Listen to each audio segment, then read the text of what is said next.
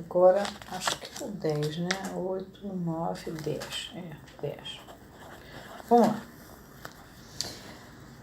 O 10, eu vou ter que fazer um corte aqui. Ele começa assim: com efeito para os imagos. Já expliquei para vocês o que era imago. E ele pede para usar imago do termo lá de trás, do termo de onde nasce esse termo.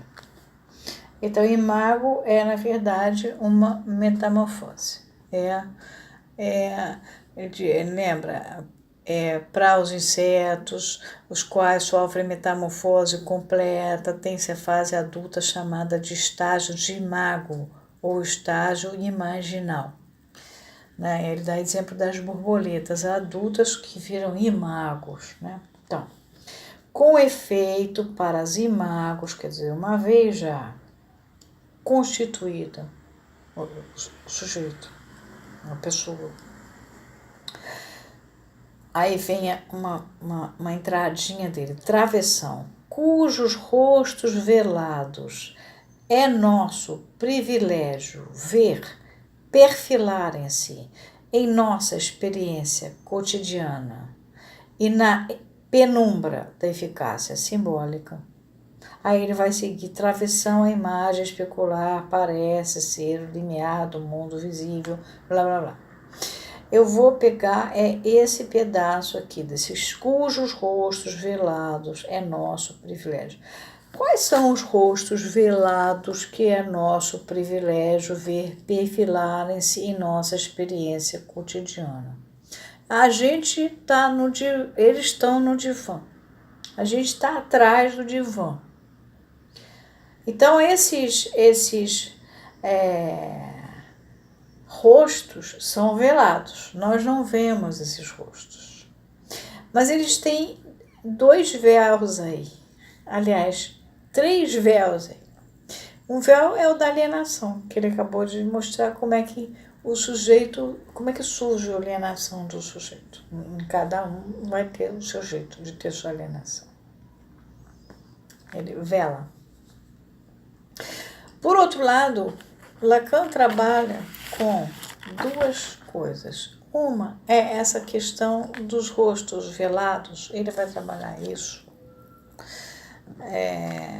Eu acho que também está no 11, enfim. O Lacan vai trabalhar com o teatro grego. A estrutura do enquadre psicanalítico é o teatro grego. O teatro grego da tragédia, mas não é a tragédia da polis já estruturada, numa época em que Eurípides, escrevia e aí resolve como é que o coro vai falar. Não, é uma época em que você tinha o Hipócritas, que vem a palavra hipócrita, ele era o ator único. Ele ia botando máscara e aí fazia uma fala, tirava, botava outra máscara, fazia outra fala, tirava, fazia, e assim o Hipócritas ia apresentando uma história para uma plateia. E tinha o coro. O coro era uma turma que ficava ali do lado, incumbida de ficar atrapalhando a historinha. Então, murmurava, repetia o que o camarada tinha falado, ria, gargalhava, chorava, gritava, atrapalhava, fazia um bafafá qualquer para interromper aquele discurso. Aí o Hipócritas trocava de máscara e aí a ele. A estrutura do enquadre psicanalítico para o Lacan guarda esta proporção. Nós fazemos o papel de, por um lado, nós somos plateia. O sujeito chega lá encoberto, trazendo suas máscaras, e ele vai passando máscara por máscara, como o Hipócritas, lá da Grécia Antiga. E vai contando as histórias. E cada hora é uma máscara nova. Então ele está encoberto pela máscara. A gente, por um lado, faz o papel de plateia. Nessa hora, como se você fosse o outro lado do espelho lá, que que você transita com ele. Então, você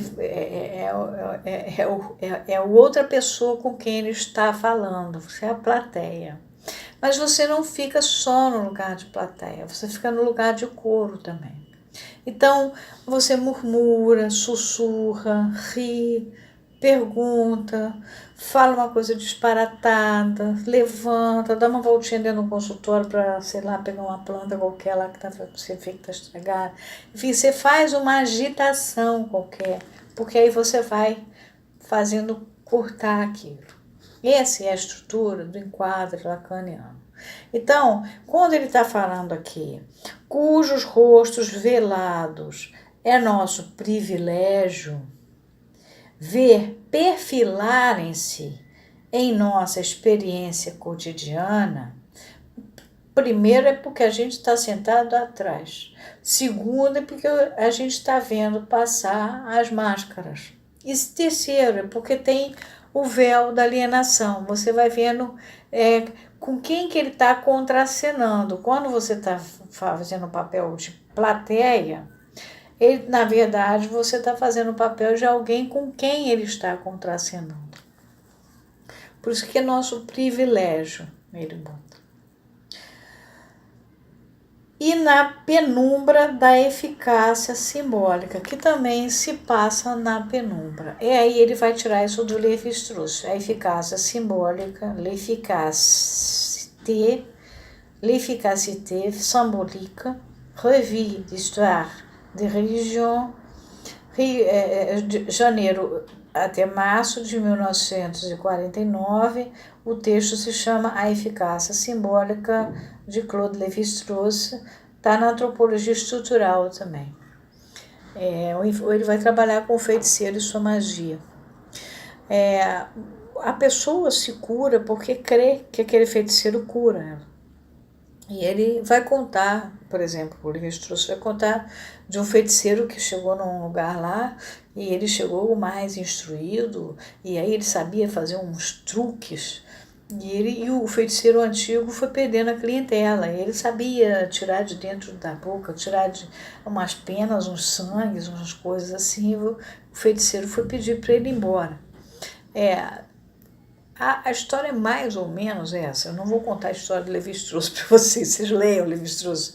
O Lévi-Strauss é o cara da antropologia estrutural, assim como se fosse o Freud, o cara da psicanálise. Por favor, leiam, né? Ou como o Saussure é o cara da linguística, né? Estrutural. Então vocês leiam. Não vou contar, mas enfim, basicamente essa noção de eficácia simbólica é porque o cara crê que você vai dar conta dele mesmo. Também por isso que ele fala que é na penumbra. Também porque você não sabe exatamente o que ele está imaginando de você. Ele tem um significante que cola em você e que transforma você num sujeito suposto saber da transferência dele. É isso só que você sabe. E é isso que faz andar. A eficácia simbólica nossa funciona na base do calor da transferência, como Freud chama, e quando a gente esse papel de sujeito suposto saber. Tá? Parando aqui.